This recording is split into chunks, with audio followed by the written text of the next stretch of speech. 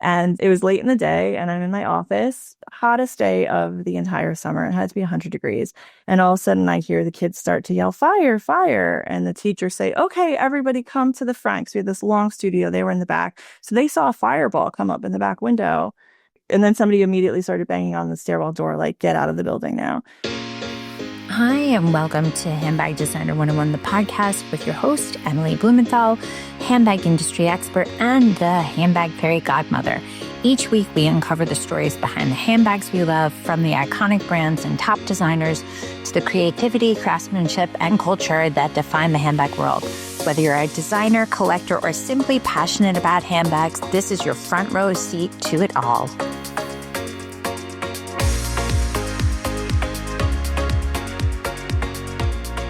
Welcome, Carrie Wigley, I love your last name, of thefashionclass.com, to Handbag Designer 101's a podcast. Welcome, welcome.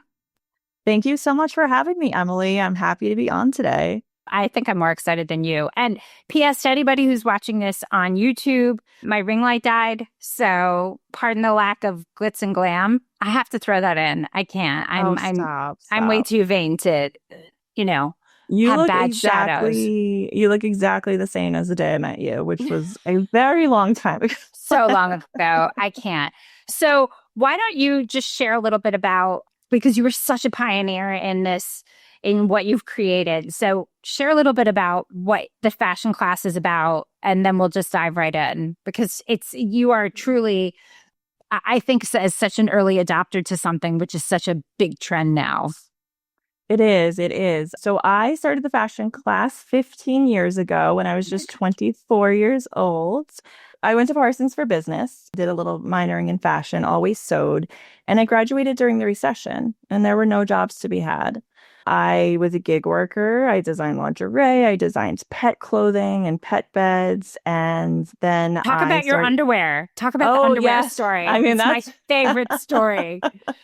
I think it I know, but it speaks to, and I hate using the term being an entrepreneur, but I think there's some people who, and I know anybody listening will get this, there's some people who are meant to day job, and there are some people who just, by who you are, by your DNA, physically cannot do day jobs.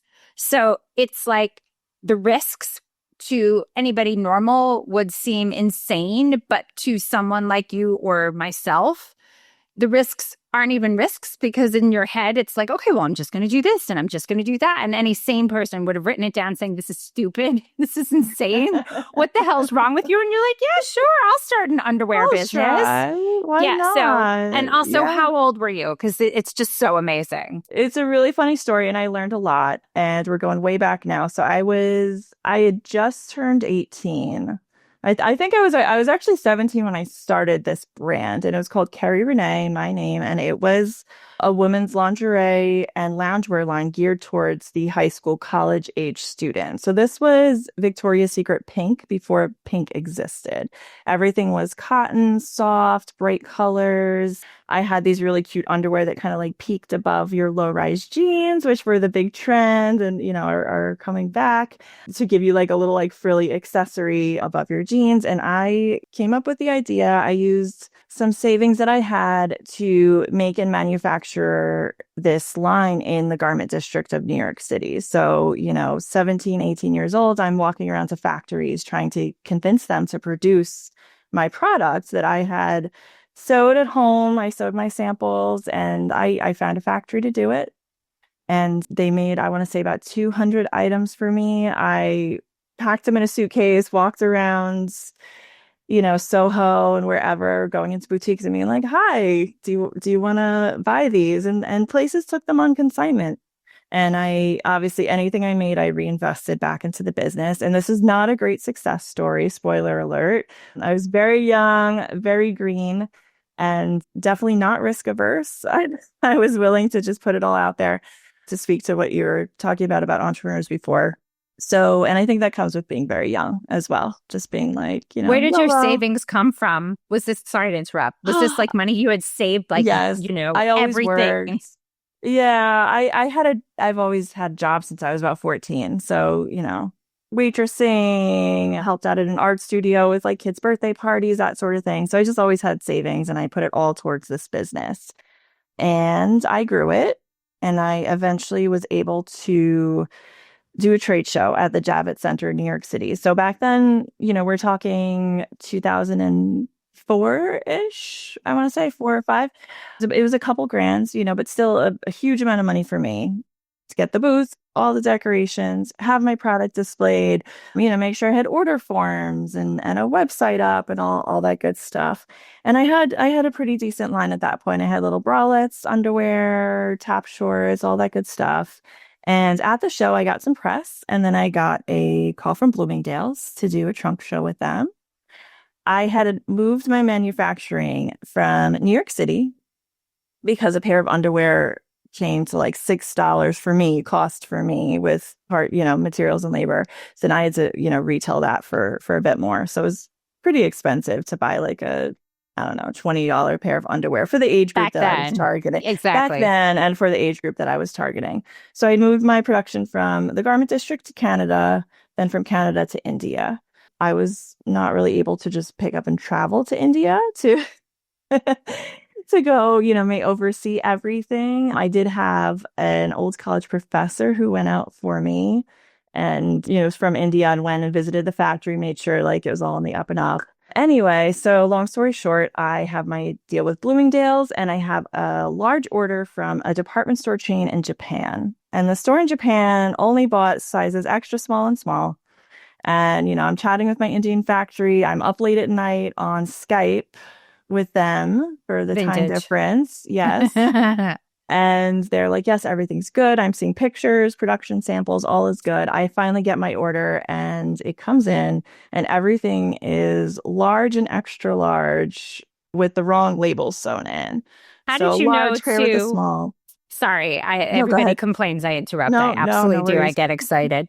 How did you know to have the production sent to you directly as opposed to sent directly to Japan? Because one would think that with duties and so forth, to send from India to Japan would have made more sense. But were you young and green saying, no, I need to see it first? Or were you thinking, oh, because I've never had this order, I need to see it first and pack and ship and resend? Because thinking now, it's like 2 extra steps, and that's extra money, step.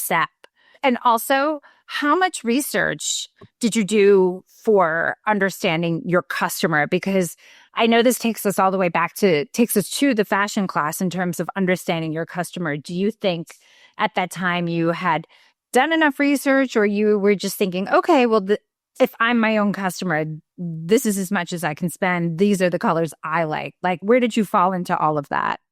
So to answer your question about the shipping, I definitely it was my first time working with this factory. I wanted to see it. I wanted to be hands-on. I wanted to package it up nicely and ship it to Japan myself. Had you had samples from them yet? Yes. Okay. Yeah. I had production samples and everything looked great.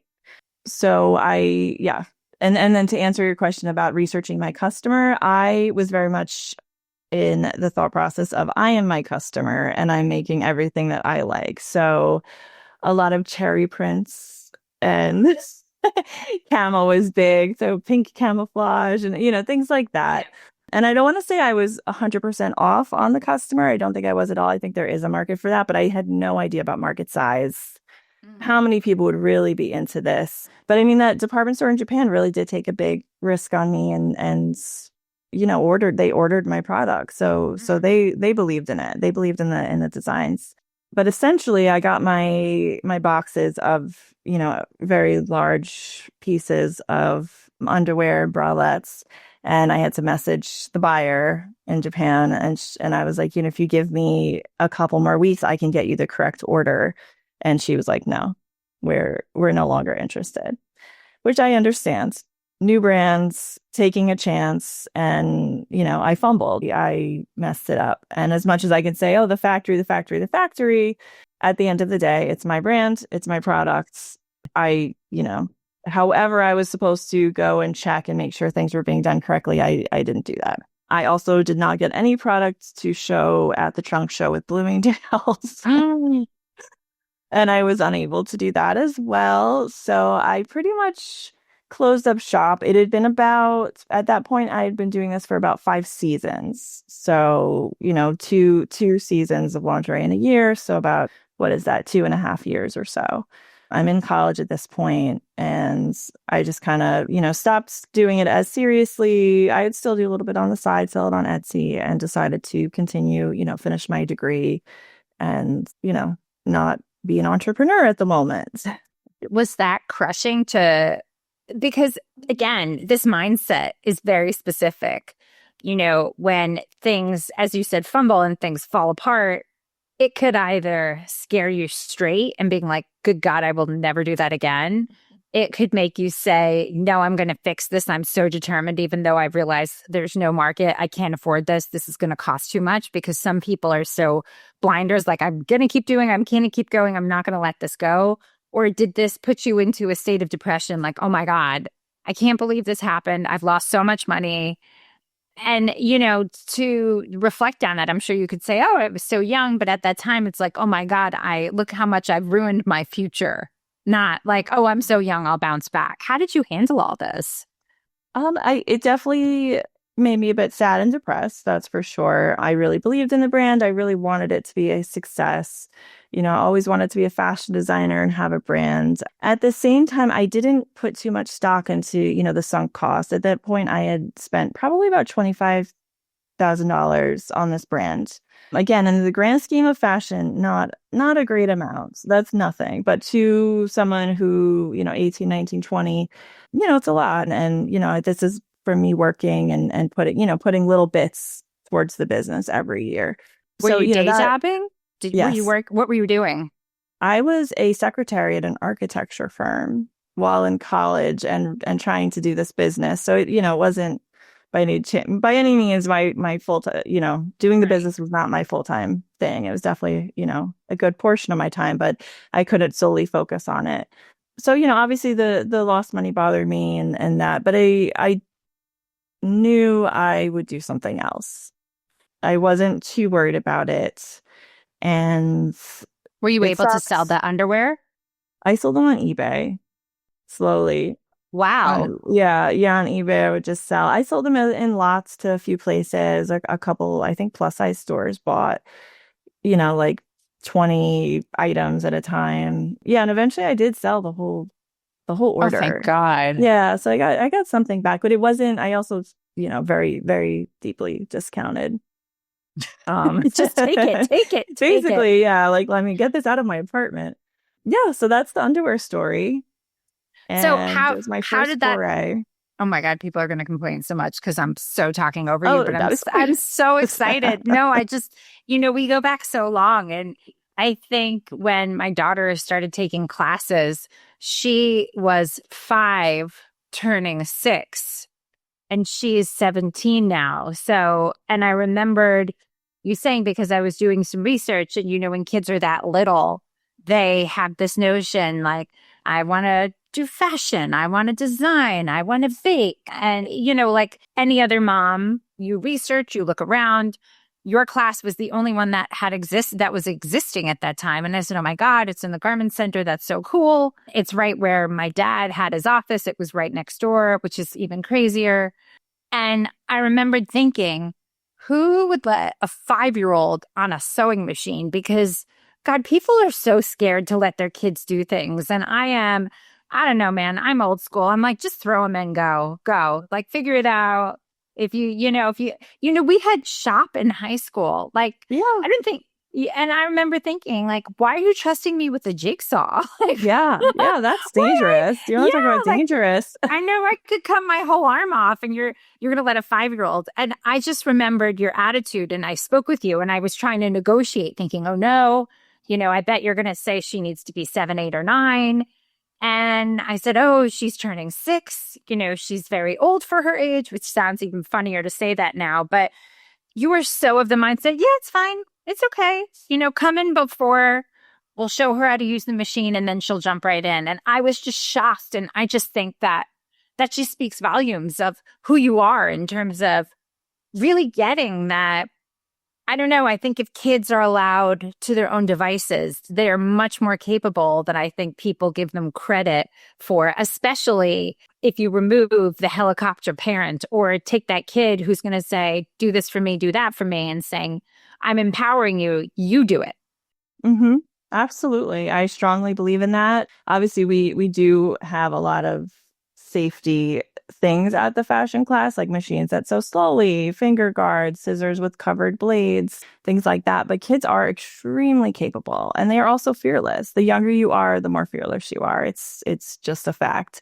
So a 5-year-old on a machine is a better sewer than an adult I'd who's say new that's on the true. machine. Yes. 100%. The adult will take 3 hours. And not to bash, like, I know adults want to be perfectionists and want to, make something, that they can wear, but they will spend 3 hours on the machine and then be unhappy with what they've produced because, like, a seam is like slightly crooked. Whereas a kid, will make a skirt in about 2 hours with our help. They're not on their own. Obviously, there are teachers with them, but be so proud, be wearing that thing every single day. Even if it's crooked with the, with the Even zigzag. if it's crooked. Yeah, even if it's crooked. And I think that speaks volumes to what they can do, what they're capable of. It also completely builds up their confidence. I mean, think about that. I was a very shy, creative child. So theater, dance, none of that was for me. I sewed, in my room and made things. And I was always super proud to wear it. So the performance aspect or the showing off aspect of wearing something that you made and then being able to tell your friends quietly, because you're not on stage, I made this. And then everybody like, ooh, ah, wow. Like that's very, very empowering for a child. And it really builds up their confidence. It's a really great way to make them feel good about something that they can do, So good God, this is why, like anything I've done, I always go back to you. And I said, okay, well, if it's anything kids fashion, hands-on sewing, everything goes back to Carrie from the fashion class, the end. So now you're extraordinarily young, but when you did this, you didn't consider yourself young. You're like, okay, well, I already had one business. What's another? How did you come to the point of saying, okay, I think this will work. I think people will pay for it. And I think I can open up another business. Sure. So like I said, I graduated during the recession. There weren't many jobs. I had always wanted to teach kids to sew. Like I thought about, doing it in my apartment at one point. And, but I always like to make things like big and grand. So my apartment wasn't going to cut it. I started teaching sewing out of school up in the Bronx. So I lived in Brooklyn in Bensonhurst, if anyone knows where that is. It's very far away. I would teach once a week in the Bronx, and it was like probably a 2.5-hour commute each way to get there on public transportation. And I loved it. Did they have the machines or you brought your own? They had the machines. I did not have to bring my own. They had the machines, but they kind of gave me free rein to write the curriculum, plan the program, and the class just kept growing. So it's kind of my tester. It's like, let me take this job, this gig, and see if I'm actually good at this, if this can be something. And oh my God, it was something. Like it clicked immediately. So the class kept growing. I was coming up with like new fun ways for them to learn fashion and learn to sew and make things. We had a big fashion show at the end. So that summer came and I started the fashion class. Put flyers in the neighborhood. I bought some refurbished machines from I think like Sears or something. And I opened and I had a really good crowd that summer.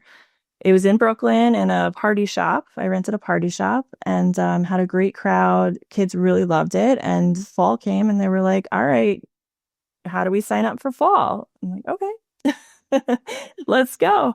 So within about a year of me doing that first summer class, I had signed a lease for a 2,500 square foot space in Manhattan. And oh my God. Yeah. So I say the fashion class started in 2010. It really started in 2009 when I was teaching that. But the official business is 2010 when I signed that lease. And I believe I was, 24 years old. I don't know what that landlord was thinking. Oh, I remember I showed up to see this space in like a yellow mini dress. And like so young. I probably had no money in my bank account, but they rented to me. I don't know why. If you ever wanted to start a handbag line and didn't know where to start, this is for you. Living proof that independent designers can make it big. Absolutely. Blumenthal is one prime example. If you had dreams of becoming a handbag designer and didn't know where to start, this is for you. If you have a handbag brand and are in need of strategy and direction, this is for you. I'm Emily Blumenthal, handbag fairy godmother and handbag designer expert, and this is Handbag Designer 101, the masterclass. Over the next 10 classes, I will break down everything you need to know how to make, market, and manufacture a handbag. Broken down for you that you'll not only skip steps in that handbag building process, but also save money in that learning curve. For the past 20 years, I've been teaching at the top fashion universities in New York City, created the Handbag Awards, and also the Handbag Designer 101 podcast. I'm going to show you like I have countless brands from sketch to sample to shelf, whether you're just starting out and don't know where to begin, or even if you have a handbag line and just need some strategic direction, the Handbag Designer 101 Masterclass is just for you. So let's get started, and you will be the creator of the next It Bag. Join me, Emily Blumenthal, with the Handbag Designer 101 Masterclass.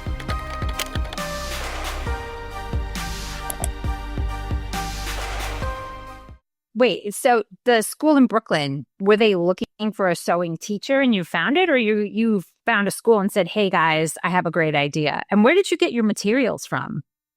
Sure. So the school in the Bronx, they were looking for a teacher. I think I responded to a job posting.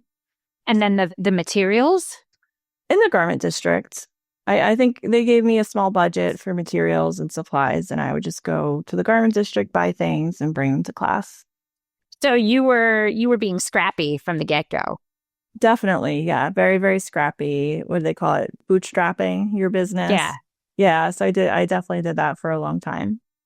How did you determine, okay, because, for someone who had an underwear business that went under, and I'm not saying that with any disrespect, how were you able to, especially being so young, back into the numbers and say, okay, I need X amount of machines, and for this square feet, I need to have X amount of classes and X amount of bodies, and I'm going to have to hire someone, then I'm going to need insurance. Like, how does someone go through all that with essentially a retail space with children? Because children are not the enemy. Their parents are. Their parents are the ones who make things difficult. Like, once you get the kids on their own, they will listen 9 times out of 10. I've dealt with this, but how are you able to, especially in the garment center, like say, okay, now, especially in a place that's not typically kid friendly, how are you able to put all this together and say, okay, here we go? That's a great question. And I think it was just a lot of work. I worked constantly the first few years, I remember my skin broke out. I'd never had breakouts before. My skin broke out that first summer because I was literally doing it all, teaching, answering the phone, calling people back. And then the business side of things, like you said, I didn't have payroll yet because I was still solo, but insurance, paying rent, getting the lights turned on, the water, all of that stuff. Trash pickup in New York City is something you'd never think about. Like, you just have to figure all of these things out. And I did, and it was hard, and I loved every minute of it. How long before you had your first employee? Let's see, I think I hired my first employee probably about 4 months in. I did the first summer pretty much solo, and my sister helped me. And then I think that, probably like that fall or winter, I hired someone to answer the phones. How did you determine, because with a kid's business, what you were doing before, what I assume was probably a weekend thing, right? Because it was a party spot that you were renting. How were you able to say, okay, I need to get people to come after school, and then I'm going to obviously need to have weekend classes to compensate? And how did you come up with, okay, I'm teaching kids how to sew, but how did you figure, what were the baselines of the projects to try and figure out what was too hard, what wasn't too hard? Like, how did you work through all that? That's a great question. And I honestly don't know. Like, I just knew. I don't know. There's always a learning process for sure in terms of projects being too difficult. Like, if I'm teaching, I can then quickly pivot and make it easier. We were going to do zipper. Now we're going to do elastic, because I'm the teacher. What was really difficult was scaling and making it so that I didn't have to be in the business constantly, because that was always my goal. My goal pretty much when I started this was to franchise the concept, because I think I teach sewing in a very easy way that can be taught to other people who can then teach it. So scaling was actually a difficult part. Not when I was teaching, it was easy because I could make those decisions like that. But when I started hiring staff and having other people teach the lessons, that was difficult. And that's when things had to be really buttoned up and tutorials written and patterns officially printed and all of that whole package of stuff, which is what I think I do really, really well. I mean, I can say that's true. How soon did you realize, like, okay, you know what? Birthday parties. How were you able? And also, you have this amazing concept, which I think is the cleverest thing, that at the end of every class or quarter or session, you have a fashion show where the kids wear their own product. And I know at this point, celebrities come because their kids are there. Celebrity sighting. Yeah, but that was something you did from the get-go. That was one of your points of differentiation. I mean, who doesn't love a fashion show? The fashion show came about, I think, from the very beginning. It's just a really fun way for kids to show off what they've made, and they don't have to speak. They don't have to perform. They literally can walk out and walk back, and everybody's like, "Ooh, amazing!" So it's really cool. Again, it goes back to the whole confidence building thing, and we don't require it. So if a kid really doesn't want to go out, we don't make them go out. I've certainly walked the runway myself with kids who don't want to go out alone. For me, or a teacher will come out and just wave with them and help them walk if that makes it easier for them. But it's always nice for the parents to have a little presentation at the end as well and see what their kids have been making and how proud they are, and see what the other kids in the class are also doing, and just kind of feed off of that. And yes, there are celebrity sightings. We always get quite a few, which is really fun for us when I know who they are. Yeah. I'm terrible at that. Oh God, who isn't at this point? But I know, with running a business, you've been through, I mean, and this is the cost of doing business. You had a fire, which, it's like the things you're prepared for that you're not prepared to happen. Yes. Mm-hmm. I've had so many of those. Yes. I made a spreadsheet once and I put my sales and then I put what was going on in my personal life. And it literally was like, if something is going on with me, like sales took a dip. And that's when I was like, I really need to get this to a point where I do not have to be here if I want to franchise, because I can't have this be so tied to me personally. And, the whole thing, you don't want to work in your business, you want to work on your business. So I made a very conscious decision to do that. But yeah, so my brother passed away very suddenly at one point in 2015. And it was in the middle of summer camp, which is, very, very busy time for me. And I had to take a few weeks off. I didn't even take enough time off. I definitely came back too soon. But that was a really tough one.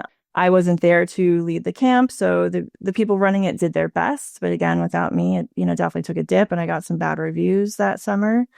And I had a fire there. We were on the 4th floor in the garment district in a loft studio where the elevator opens out into this beautiful big studio. The ground floor was a restaurant, and they had a grease fire. They weren't cleaning their grease traps or something.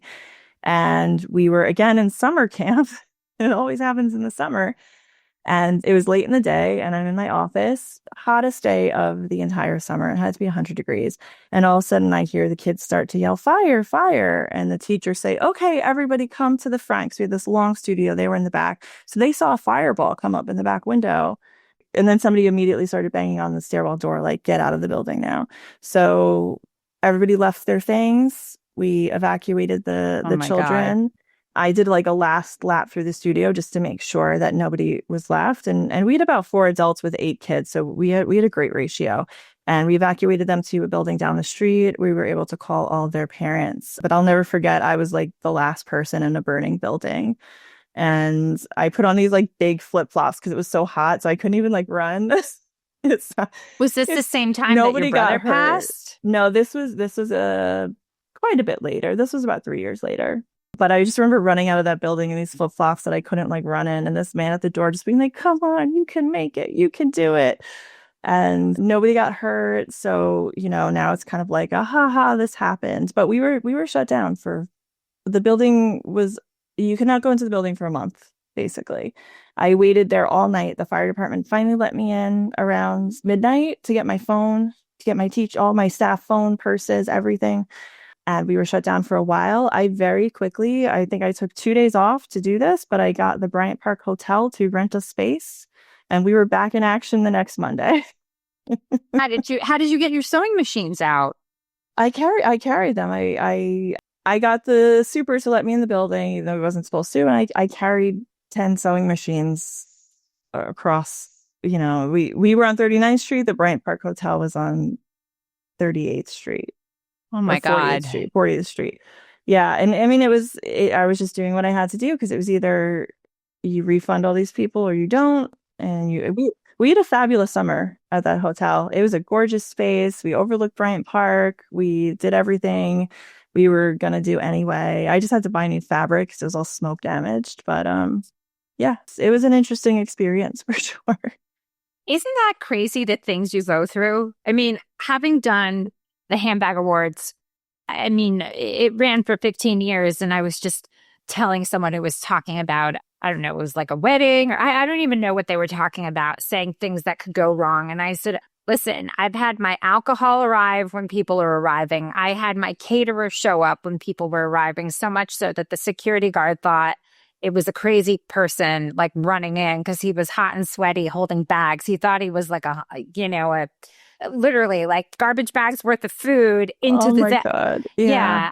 I've had bags fall. I've had displays fall. I've had the heat turned off. I had the air turned off. And people getting wasted, saying like, I can't, why am I sitting here? And I'm like, oh my God, this is an award show for handbags. You're complaining about your seating. So, there's so much of what you're trying to accomplish gets lost in the sauce of the business aspect of just like, okay. And it's so interesting because sometimes the crap that goes down actually makes you like, okay, we'll just do it over here. Thanks, next, bye. That's it. Mm-hmm, mm-hmm. And you do have to be like that, especially if you're running a service like an award show, a live event, or a summer camp where parents are relying on you for childcare. You can't just be like, well, sorry, figure it out, everybody. Like, you have to figure it out. It's on you. It's your name. So that's what I've always done. But yeah, the life challenges and ups and downs, can be really difficult when you're running a business. I don't have a boss to be like, I've got to take a few weeks off. Bye. See ya.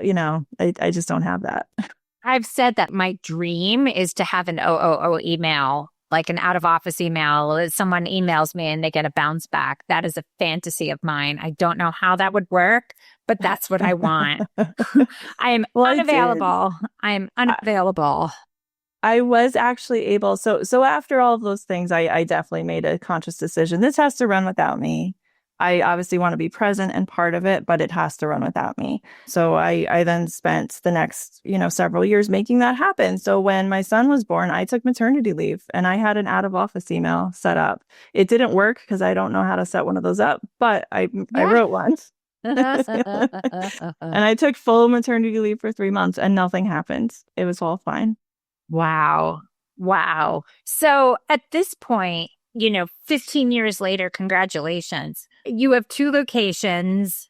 You are franchising. What does that look like for the fashion class? Because as you know, with my book coming out, 𝐉𝐸 Amazing Adventures in Handbags. Obviously, I need to plug it because it's my podcast, yes. So I can, coming out July 22nd. Within the book, my character, 𝐉𝐸 has a turning point in a fashion class modeled after yours, where she learns how to sew and feels empowered and realizes that she can do what she wants because she made it herself in a way that wasn't DIY. This was sophisticated with instruction, because I think there's a huge difference, even for adults, the difference between DIY, as people tend to say, this essence of one of a kind or bespoke or whatever that does, because to a normal buyer, that means you just don't know how to scale or make more than one. So the limited edition factor does not work if you're in an independent brand. It just doesn't. So having that instruction, having that education, and having someone say, like, I will show you how to do it so you can do it again and again and again is so important, especially when you start with kids. How are you able to, what are you seeing for the future based on what the trends are within sewing and fashion classes like yours? Sure. So I do have the 2 locations, Upper East and Upper West, and that is pretty much all I can manage. I want to have a good quality of life. I want to be there for my kids. So I am franchising, and I have Virginia Beach opening this summer, the first franchisee. But my hope with the franchising is that this skill will really be able to be taught everywhere.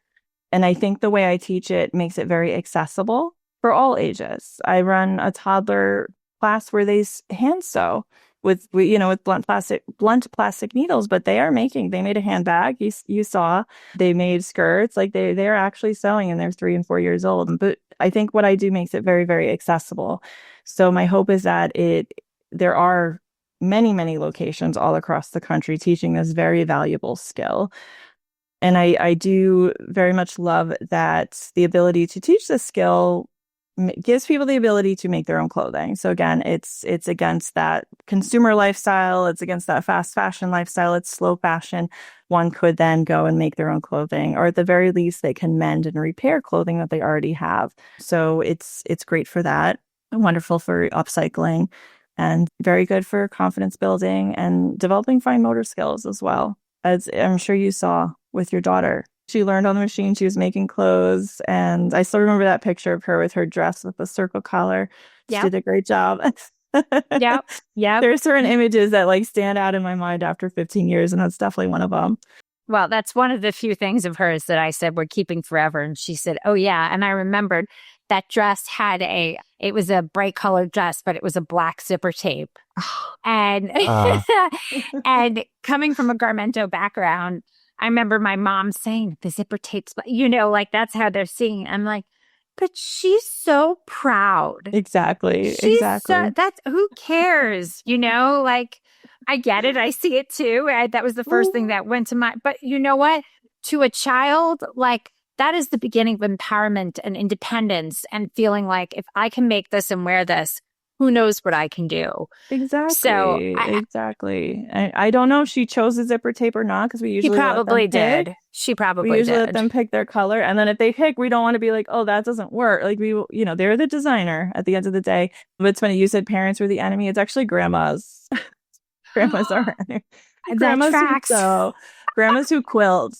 Because there is a very specific way that you quilt or that you do sewing. And at the fashion class, we make it accessible for children mostly. So we will do things a certain way for safety, for ease of projects, and so that they come out with something that they're proud of and that they can actually wear. But it might not be exactly how, grandma learned to sew. So, my God. So grandmas who quilt, beware. Yes. you should put that on the waiver. No grandmas. No grandmas, who quilt, Oh my God, that's amazing. Mm-hmm. Well, Carrie, and also make handbags. Yes. Okay, I'm just throwing that out there. Just make handbags for at the fashion class. Yes. We make handbags all the time. See? Exactly. Yeah. That's an origin story. Have to tie it back. Carrie, how can we find you, follow you, and learn more about the fashion class? Sure. I'm at thefashionclass.com or on Instagram at thefashionclass. Perfect. Thank you so much. And for everybody, go look Carrie up. If your child needs and wants to learn to sew, or if you're interested in franchising, I strongly recommend that what they've created. I got to make this as much of an infomercial because it was life-changing for my child, and I can only imagine what it will do for a budding handbag designer at their inception. So thank you for joining us. Thank you so much. Thanks for listening. Don't forget to rate and review and follow us on every single platform at Handbag Designer. Thanks so much. See you next time.